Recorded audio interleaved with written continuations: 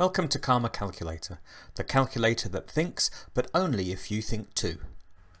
To start, enter a complete calculation into the calculation box, like this. 11.7 times 18.6 minus 58. When you press the equals button, no answer is shown and the cursor drops to the bottom left of the screen. Here you need to enter a reasonable mental estimate, followed by another press of the equals button. If the QAMA regards the estimate as reasonable, it shows the precise answer. And please note, any answers have to be written in a decimal form. So let's give it a try.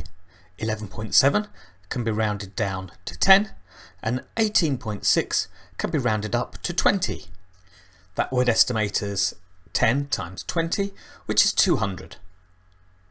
Take away 50, which is a good estimate for 58, and that makes 200 take away 50, which equals 150.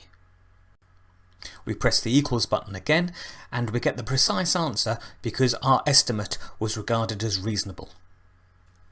If our estimate was not accepted as reasonable, we'd be prompted to enter a new estimate.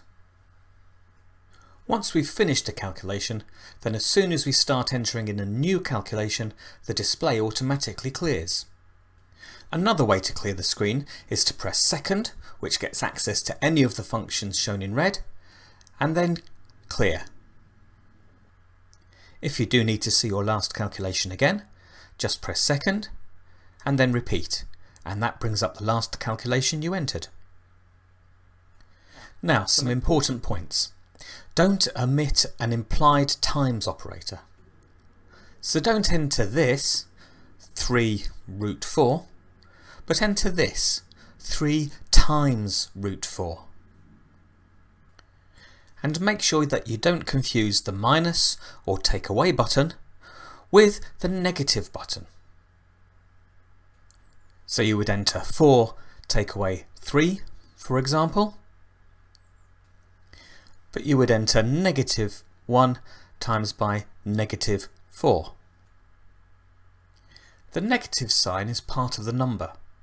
So if you wrote negative 8 squared, that's negative 8 all squared and not negative of 8 squared. It's just as if you'd written this. The order of entry is just as pronounced. So you'd write 4 squared, or cos 78, or root 2. The order of execution is conventional. Multiply and divide before addition and subtraction, powers before multiplication and division, and so on. Editing estimates. Now, why would you need to edit an estimate? Well, it could be to change an estimate before you've pressed the equals button, or it could be because there's an error. If when you've entered a calculation, the cursor jumps back to the beginning of the calculation, that means there's been an error. Like this. We have 2 decimal points and that's not possible. So to get rid of this extra decimal point, we use the forward and back arrows to move the cursor to the place where we want to make the edit. And we can insert numbers there as well if we wish. The second time we would need to edit is if the result is just incomputable. For example, root 4 take away 12 is just not possible, because negative numbers have no real square root. So the cursor jumps back to the beginning of the line, and then we can start editing. Note that editing can only be done before the equals sign has been pressed, and when the cursor is on the top line of the screen. To edit after the equals button has been pressed, clear the screen by pressing second, clear. To bring back the calculation we want to edit, press second, repeat, and now the cursor is on the top line of the screen and we can start editing. For composite expressions, we can estimate each section in turn. To estimate each section in turn, we use the Each button, which is found by pressing second and then each. And we see here that we're in the each mode. So when we now press the equals button, the second part of the expression is greyed out, and we can start estimating the first section. For this section, a reasonable estimate would be 10. Press the equals button, and the precise answer for that section is delivered. Now we can estimate the second section, and a reasonable estimate here is 4. Now we can estimate the final part of the expression, let's say 6, and the precise answer of the complete calculation is delivered. In the each mode, the order in which the operations are requested is the order in which they are executed. The answer button delivers the previous answer but in a new calculation.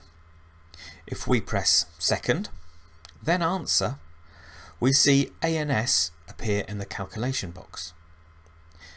If we then complete the calculation and press the equals button, the ANS is replaced with the actual previous answer, and we can make our reasonable estimate as normal.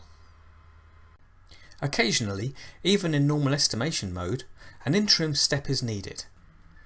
Rational fractions such as 3/8 should be written as 3 divided by 8 and then estimated as a decimal.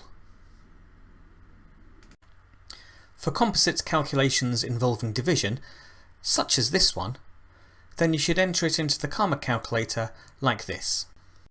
Now the QAMAcalculator has various modes, and you might find yourself in the mode where the screen is flashing red. Press second and then estimate, and eventually the flashing will stop. So if you understand the calculation and the functions required, you will, with some reasonable thinking, get your estimates accepted and even have some fun.